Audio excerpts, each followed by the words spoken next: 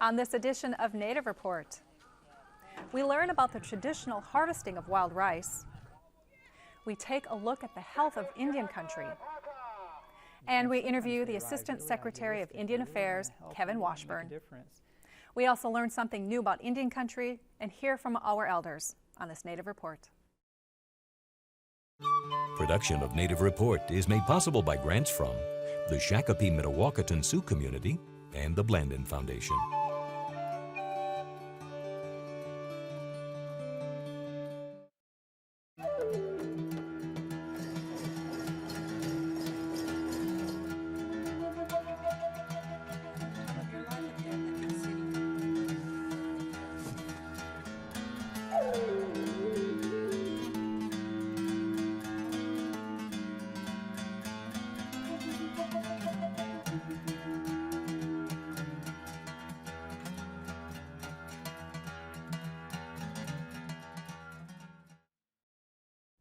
Welcome to the premiere episode of our 9th season of Native Report.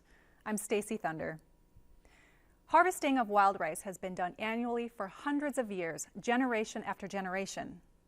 For the folks in the Fond du Lac Band of Lake Superior, one lake of many provided a bountiful harvest.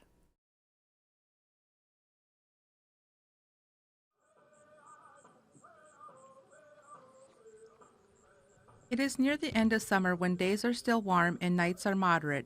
It is also a time that marks the annual wild rice harvest in northern Minnesota. Perch Lake on the Fond du Lac Reservation is one of 5 primary wild rice lakes. It is the headwaters to our other line of wild rice lakes. Down on the far north end is the Clearwater, they call it, and that's used for fishing and boating and whatever. But there's racing and hunting ducks, catching fish. This is the lake that you do it on. I started harvesting wild rice myself when I was 7 and my brother was 10. And I did this to buy school clothes and that. At that time the rice was so thick out there that you couldn't see the canoe. Wise has a degree in environmental science and as a former manager of the reservation's natural resource program, has many years of wild rice management experience. This lake has been open water for 10 years before I was asked to help the Natural Resources program for Fond du Lac to grow their wild rice. I'll tell you what, it's water level management enhances the growth of wild rice. And they got a man-made dam down at the outlet of this lake that was wide open and the water was not dropping. Low water is usually the remedy for the rice to start growing, so that to make our life, the sun can hit the bottom and warm up the bottom and start the germination of the rice to start growing. My grandma used to control the dam on this lake here for like 20 years, and she'd always take out extra planks and drop the water lower than what they had to ask her to keep the water level at, because she said when the rice would grow a big crop when the water was low in the spring. For Wise, the harvest of wild rice is a generational practice, just as it is with the many Fond du Lac families. In an attempt to encourage family participation in the traditional ways, a racing camp sits only yards away from the boat landing. What I'm doing here is what my grandparents showed me. They showed me how to fix this monominique, just the way you see it here. That's the way. They didn't tell me to take it to a machine or anything. So then throughout the years, I grew up like this. Then after a while, I kind of looked around, and there's not a lot of people, not too much people doing that. You know, there's families still around that they just keep it to themselves. And I figured, well, my mom and dad 4 years ago, they told me, they said, hey, you help a lot of people all over the place. They said, we got Indians right here. He said, help them. I said, well, I don't really know too much. They said, you know, just show them what we showed you, and then show them what you learned from the elders. It's a live working camp, and we invite anyone and everyone. We put up a Waganagan, and then in there we can explain to other people, but this is open to our band members and somebody that wants to, you know, finish their rice and, by hand, which tastes better than, putting it in machines. It tastes different, and then it's a better feeling, because when you do a camp like this, it's more family orientated.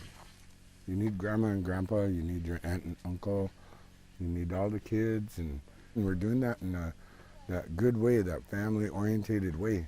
That way we'll be, when somebody brings their rice home, it's really something to them, because there's all those memories and good thoughts and good feelings.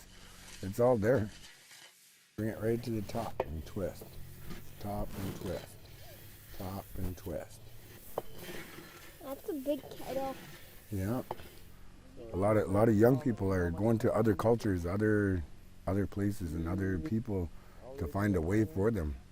So this right here is a lot of our children. They're just, driving around. They come over and they're like, hey, what are you doing? Within a week, they're, fixing rice, and they're taking, they're learning things, and elders come in here. And so there is an importance. So me and myself, I put every effort in there to do this. This year's wild rice harvest is a way for both men to keep their connection to the past alive in the present, the meaning of which is not lost on either man. Each of our licks, the rice is a little bit different. It's always different. It tastes different, looks different. All of it, it's like, so this one's like home, it's like home. Then my dad, he told me, he said, this Monoman, he said, it's really good. So he said, yeah, sure, you could sell it. Get your kids some shoes, or get some, some gas money, get some lunch. But then he leaned over, he said, remember, that's your food. Just put yourself here 200, 300 years ago, which isn't that long in geological time. But like when the native people had rice, that was their main staple to live through the harsh northern winters that we have here. I was told by my grandma, when she told me, was that lake can be sky blue water out there for 7 years, and under the right conditions, that rice will come up plump full. And that's what happened here. She must be looking down right now and seeing that the rice kind of has been saved now for the future generations to come.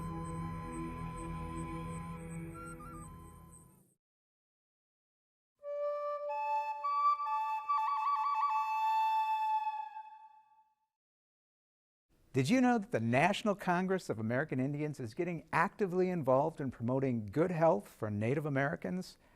Besides promoting healthy eating and physical fitness, Indian tribes nationally are promoting good health.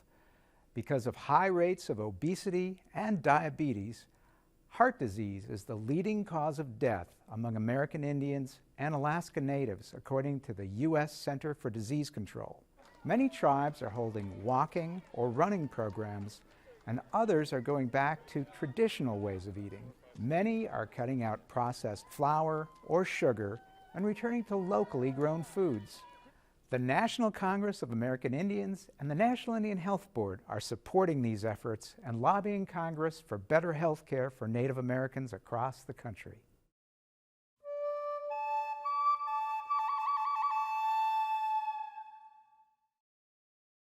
According to the Indian Health Service, Native American and Alaska Native people have long experienced lower health status when compared with other Americans.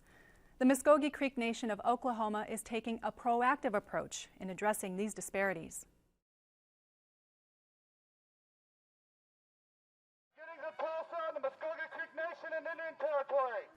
A midday walk-run through downtown Tulsa provides a healthy break for attendees of the National Congress of American Indians Annual Convention. Good job, you guys made it. Thank you all for being here. Thank you for participating in this. You know, when we talk about our health, we talk about diabetes that just ravages our country and our people. This is only one way that we can take a step forward. Good job, you guys are almost here. Home stretch. For participants, the event serves as a reminder that something as simple as a 30-minute walk per day can play an important part in a person's overall health. Type 2 diabetes is a preventable disease. And I think about the Special Diabetes Program for Indians that's only set to run until September of 2014. It is an astoundingly successful program for American Indians and Alaska Natives. And when you have numbers that are more than, just so much more than any other struggle that any other people in America needs to face, and there are answers that work, you need to support those answers. So walking is a very vital part of being healthy and having a healthy lifestyle. And I think about the fact that something as simple as a walk, 30-minute walk a day, can be an important part of preventing diabetes. American Indians and Alaska Natives suffer from some of the worst health statistics in the United States. We have a 552% higher rate of death caused by alcoholism. We have a 182% higher rate of death caused by diabetes. Unintentional injuries are 138% higher. Homicide is 83% higher. And suicide for all ages and genders is 74% higher. And of course, suicide is the #2 cause of death of our children, which is an astounding and horrible fact. And for American Indians and Alaska Natives, life expectancy is 4.1 years less than the rate for the U.S. for all populations. Everyone is a consumer of healthcare. Everyone has a part in healthcare, and that's kind of what we did today, and to get everyone motivated and interested in health, so that people see that, you know, just move it. That was the topic today, just move. And it's very important that everyone's moving and being active. Prevention is key. You know, we have to be proactive instead of reactive in healthcare. And so that's what we're doing today, and that's what we want everyone to get interested in, is being proactive in their healthcare. There are 9 clinics across 11 counties serving 75,000 Muskogee Creek Nation citizens. We are located in our 11 counties. However, through the Indian Health Service, we provide care to all eligible Native Americans, federally recognized tribes. And, we have a medical clinic, optometry clinic, pharmacy, radiology, all those services under one roof. Dental, comprehensive health care, where our patients don't have to go from place to place. We have partnerships with, through the other healthcare entities in the Tulsa area, the larger hospitals, the smaller hospitals, the Oklahoma State Department of Health, Blue Cross Blue Shield was here today. We have collaboration with them. And so we try to collaborate with all the areas that are available for us. The Indian Health Care Improvement Act provides additional assurances for Native nations, such as the Muskogee Creek, to obtain health care. When the Affordable Care Act was approved, the Indian Health Care Improvement Act achieved permanent reauthorization. So that is also a law that now will not need to be revisited every few years, and extraordinary expenses being devoted to the purpose of reauthorizing it. It was a great thing that Congress and the President did. What is very important, right now is the Affordable Care Act. And I think that in Native country, I think we need to get very excited about it, because it's an opportunity for us to be able to provide health care insurance that, we have a large portion across Native country is uninsured that come to our facilities. The majority of the tribes send out to contract health services for their citizens, okay? So it's very important that we work on bringing those services into our specific facilities. Health care is guaranteed for all 566 federally recognized tribes, even those with casino enterprises. I'm not an expert on gaming, but I can tell you that in Alaska, for example, where more than 230 tribes exist, there is no gaming. Whether a tribe has the opportunity to have some success from gaming or other enterprises, it does not in any way alleviate the federal government's trust responsibility to provide health care to American Indians and Alaska Natives. That was the price in the treaties for our land, peace, and for our lives and our culture. The treaty obligations of the United States with the tribes are as relevant as the Treaty of Versailles that ended World War I, as the treaties that ended World War II, and any other treaty the United States government entered into. The treaties with the tribes are done and they are permanent. And for American Indians and Alaska Natives, part of being an American is having the opportunity to ensure that the first people are not last in healthcare opportunity.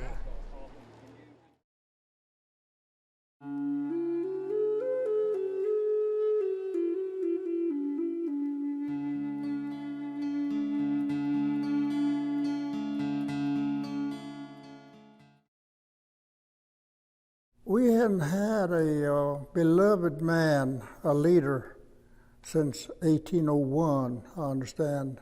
It is a great honor to have it, I think, because it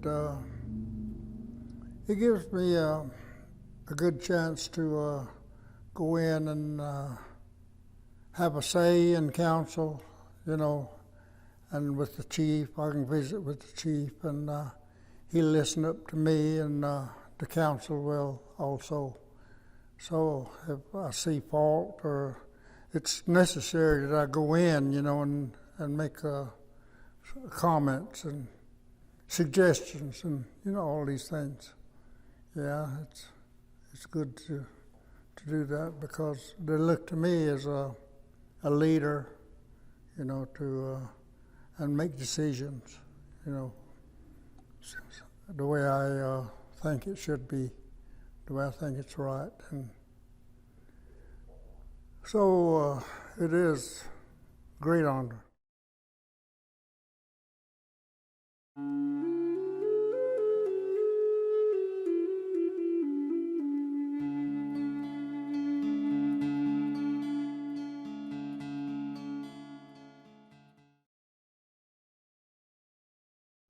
Assistant Secretary of Indian Affairs Kevin Washburn is the 12th person to serve in that position since the 1970s and is responsible for promoting the self-determination and economic self-sufficiency of the 566 federally recognized American Indian and Alaska Native tribes. Native Report had the opportunity to sit down with the Assistant Secretary and discuss his role as a conduit between the Native nations and federal government.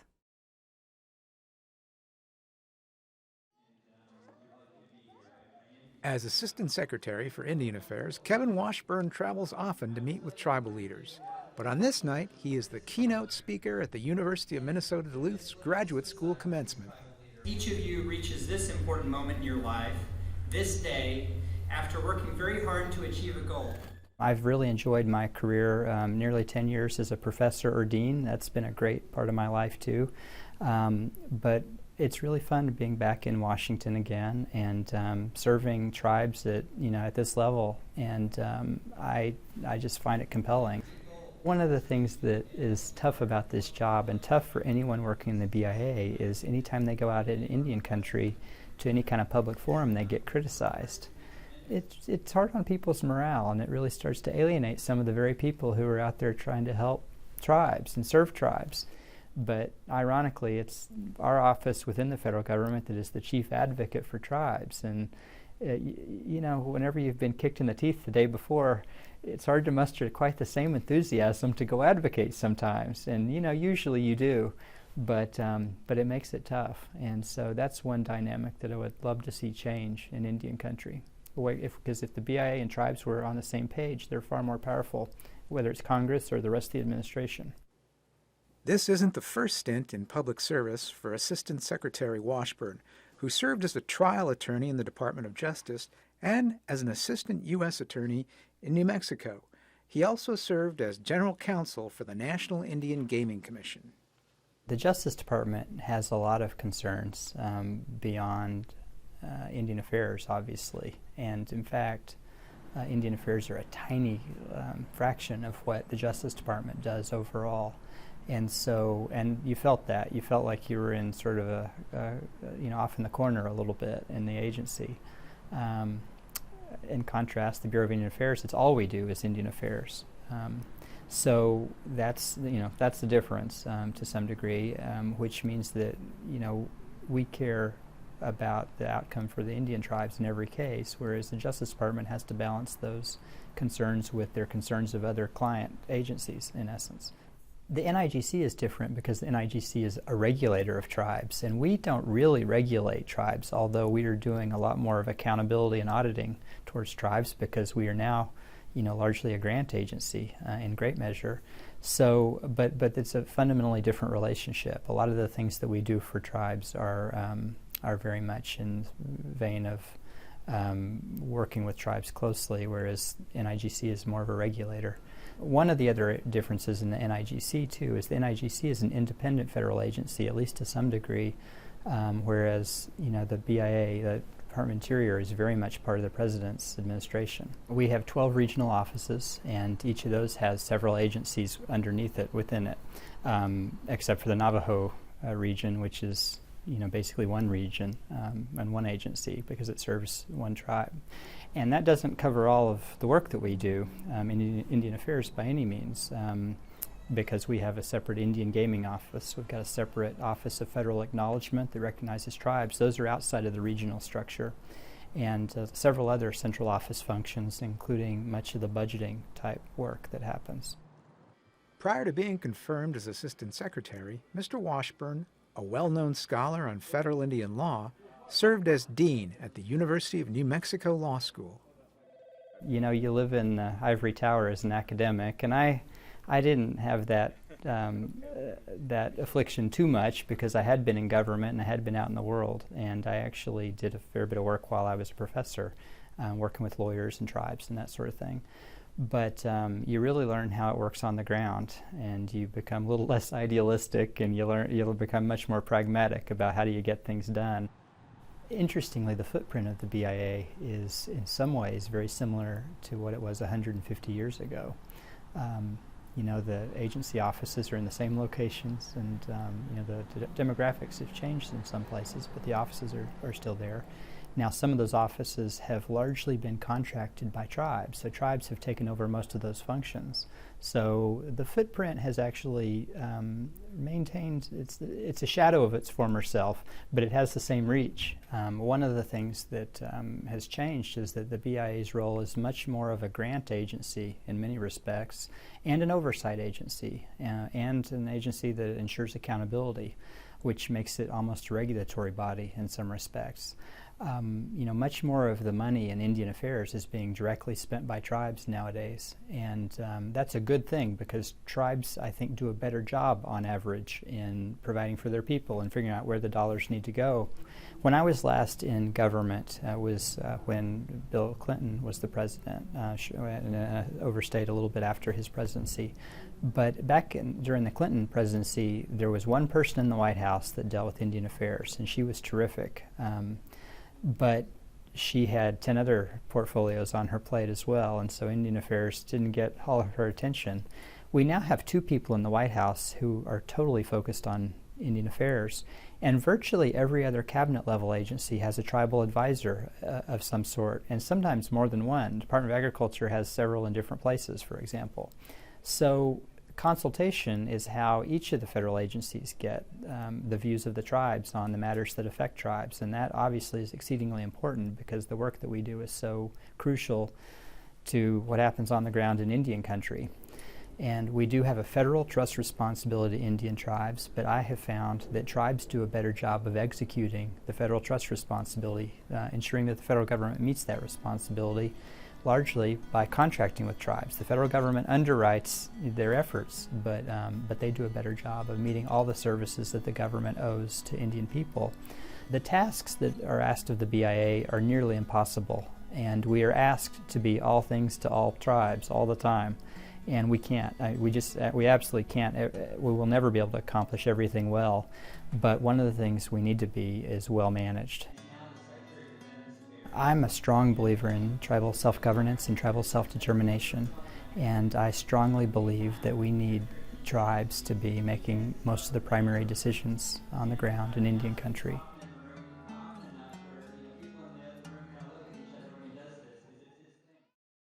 For more information about Native Report or the stories we've covered, look for us at nativereport.org and on Facebook. Thank you for spending this time with Native Report. I'm Stacy Thunder. We'll see you next time. Stacy Thunder is a member of and legal counsel for the Red Lake Nation, and Ted Johnson is a member of the Boys Fort Band of Chippewa and is chair for the American Indian Studies Department on the campus of the University of Minnesota Duluth.